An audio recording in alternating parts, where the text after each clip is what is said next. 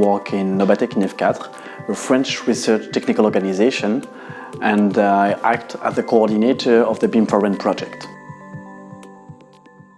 BIM4Ren is an EU-funded project gathering 23 partners spread across Europe. Our objective is to develop easy-to-use BIM tools for the renovation of existing buildings and to put those tools into the hands of the practitioners.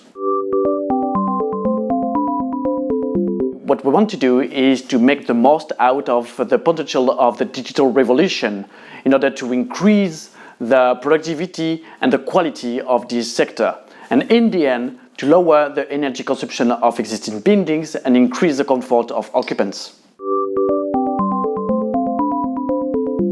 We are starting from the very requirements, the needs coming from the practitioners, meaning that our goal is not about doing a demonstration of the capacities of BIM, but to exploit the potential of the BIM and to develop adapted tools that will fit into the practices of those SMEs that do on a daily basis the renovation of existing buildings.